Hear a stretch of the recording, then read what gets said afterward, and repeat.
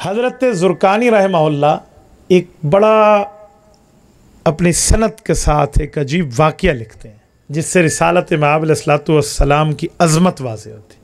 فرمایا جب حضرت عبداللہ دنیا سے رخصت ہو گئے، رسول اللہ کے ابا جان، اور حضرت اماں آمنہ گویا کہ اس وقت خاوند کے غم میں ہیں اور کسی محفل میں بیٹھی ہوں، اپنے گھر میں دو چار عورتیں آ جائیں تو وہ کہیں کہ آمنہ تم سے خوشبو آ رہی ہے، حالانکہ عدت میں خاتون کو تو خوشبو اتنی استعمال کرنے کا کیا مطلب؟ تو انہوں نے کہا جی یہ خوشبو لگانے والی نہیں ہے، جب سے یہ مبارک بچہ میرے پیٹ میں آیا ہے میرا جسم خوشبودار ہو گیا. یہ آمد مصطفیٰ میں رسالت مآب علیہ الصلوۃ والسلام کی اس رتبے کو بھی سامنے رکھیے.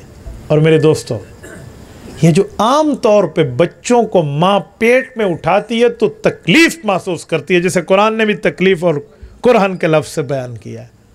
کیا اماں آمنہ کے متعلق ایسا تھا؟ امام سہیلی لکھتے ہیں کہ اماں آمنہ فرماتی تھی ما شعرت انی حملت بہ، کہ مجھے تو اس بات میں کبھی خیال ہی نہیں آیا کہ میرے پیٹ میں کچھ بوجھ بھی ہے. یہ رسالت مآب علیہ السلام کی صفت لطافت ہے. ایک صفت کثافت ہوتی ہے، ایک لطافت ہوتی ہے، اس میں بڑا فرق ہے.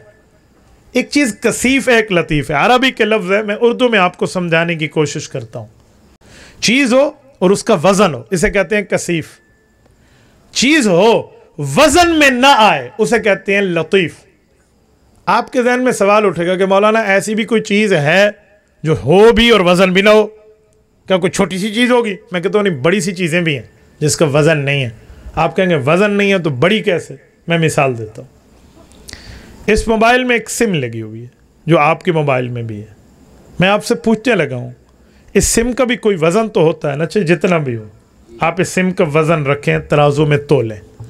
اس کے بعد اس سم میں آپ ایک کیا 10,000 روپے کا بیلنس ڈال دیں، ٹھیک ہے، امیجز سے بھر دیں اس کو، سب کچھ وہاں رکھ کے معاملات میں بیلنس کے بعد اس سم کو تولیں. یا اس طرح میموری کارڈ ہے آپ کے پاس، ڈیلیٹ کریں، سارا خالی کریں، اس کا وزن دیکھیں، اس میں امیجز رکھیں، آڈیوز رکھیں، ویڈیوز رکھیں، اس میں ڈیٹا رکھیں، اس کے بعد اس کارڈ کو تولیں.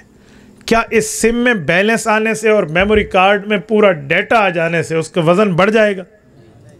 مثلا اس میں 1,000 ہو تو وزن اتنا ہے اور 10,000 روپے ہو تو وزن اتنا ہے، ہو جائے گا؟ بولیے کیوں؟ چیز ہے، وزن نہیں ہے. یہ جدید سائنس نے ہمیں لطافت کی ایک مثال دی ہے. یہ دنیا والے کر سکتے ہیں، رب تو دنیا کا رب ہے جو اس کائنات کا خالق و مالک ہے. وہ رسالت مآب علیہ الصلوۃ والسلام میں لطافت کثافت کے اندر کیسے نہیں رکھ سکتا؟ اور پتہ ہے کیسے ہوئی؟ اب توجہ دیتا ہوں.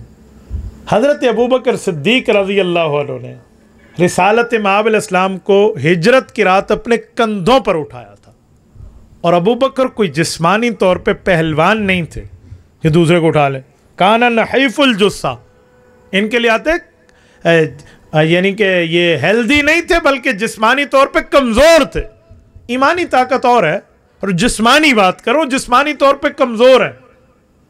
اور جس غار ثور پر چڑھ رہے ہیں رب کریم آپ کو مکہ مکرمہ لے جائے، اللہ آپ کی برکت سے ہمیں بھی لے جائے.